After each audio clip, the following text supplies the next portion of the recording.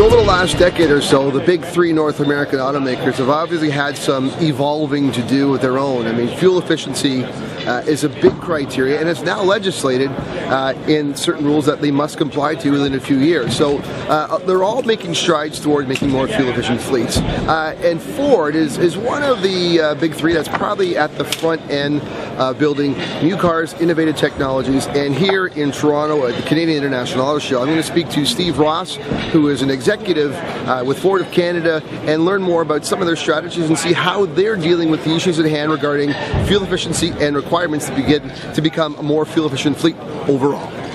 With Steve Ross, Product Marketing Manager for Electrification, Ford of Canada. Steve, the Ford of Canada today, it's a lot different than the Ford of Canada 10 years ago, or even 5 years ago. And a lot of that obviously has to do with a lot of what your role is in electrification and fuel efficiency. How would you assess Ford today compared to even a decade ago? Well, Eric, we're in a really good position right now at Ford of Canada and Ford globally with our fleet of vehicles that are really fuel efficient. Introducing more and more electrified vehicles, like you mentioned, is a key part of our strategy. This year alone, we've introduced 6 new electrified vehicles in the marketplace. Right. Starting with the Focus Electric, all electric, no fuel on board. We've introduced 2 versions of the C-Max, which is an European-based vehicle, a hybrid and a plug-in hybrid version. And now we have 2 Fusions as well, with the same powertrains, a hybrid and a plug-in hybrid. Right. And as you saw earlier today, we have also the new 2013 MKZ hybrid that has been introduced. So our fleet of vehicles is in a really good position to be more aggressive towards those really aggressive fuel economy targets that are coming our way. So the landscaping has changed. The landscape has changed in our world, and it will change moving forward even more so. Well, that's an interesting the way you say it, because of the targets. But I want to ask you, is what we're seeing today really motivated by upcoming legislation, in America and in Europe or in the world, or does it also have something to do with, with Bill Ford? Because, obviously I remember, Bill Ford himself saying when he first took over the company, he was basically brought into the boardroom and said, look, in no uncertain terms do we go this route. But obviously, his belief carried you to what it is. How much would you say is because of rules and because of your leader? Right. Mr. Ford is a huge advocate of electrifying our fleet of vehicles and play a bigger role in the environment. So whether it be on our fleet of vehicles, also at a manufacturing level as well. So he's really committed to make that the greenest company in the world.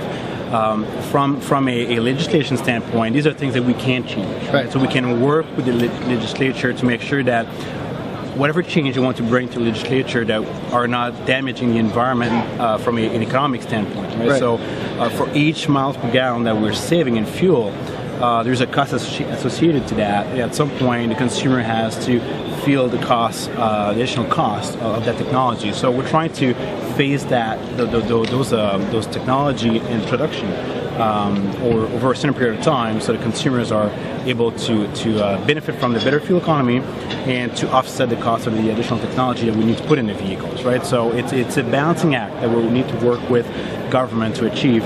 But the real motivation is obviously we've been motivated to do this way before the new fuel economy targets were issued a few months ago, right? So we've been, and obviously those new targets were issued in about August of last year, right? It took the 2025 targets of 54.5 miles per gallon in the U.S. and in Canada as well.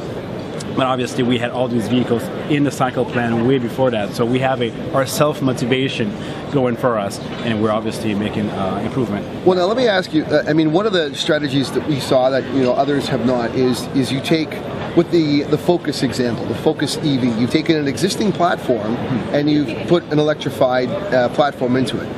Now, I see the advantage on your end by taking an existing platform. It's quicker to market, but obviously there's a drawback. You had to put the battery somewhere, and you've basically taken now a 5-door and made it, almost impractical in terms of storage for a family. Now, it's obviously a challenge for you. It's a great car otherwise. How do you deal with that going forward? Are we going to see more adaptations where you just put electrification into an existing model and deal with that problem, or are we seeing all new models going along that doesn't have that problem inherent? It's a good question. The Ford DNA has always been to provide cars that most Canadians and North American customers can appreciate and afford. Right. And obviously, from an economic standpoint, Ford has a responsibility to be able to maintain operations going at their plant. So in our case, the Focus is a great example because out of the Michigan Assembly plant, we're able to produce a Focus gasoline, the Focus electric, right. and Makes also sense, the two version of the C-Max, C-Max Hybrid and C-Max plug-in hybrid.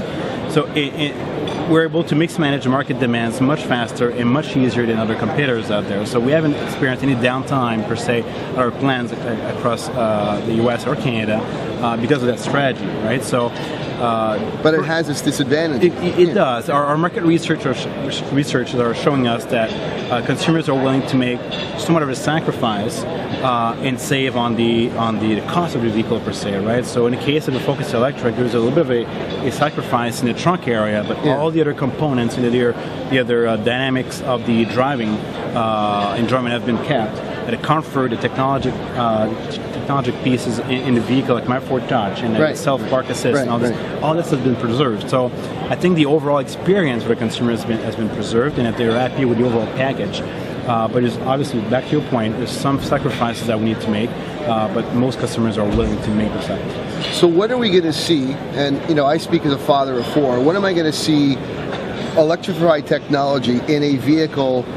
When am I going to see an electrified Explorer? When am I going to see an electrified van? I mean, I know technology is a challenge, but what do you see as a time? What's on the horizon for us? The one thing we have currently is an agreement with Toyota Canada or Toyota Global to accelerate research in providing hybrid powertrains to larger vehicles, right? So to come up with a rear-wheel drive version of a hybrid powertrain or an all-wheel drive per se, right? Eventually.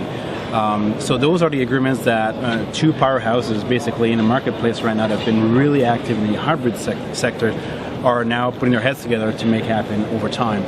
The challenge remains that of the physics, that we need to move a higher mass, and the technology, the battery required to move that mass, we need to be quite significant. And now we come up with packaging issues because we need to put those batteries somewhere in the car.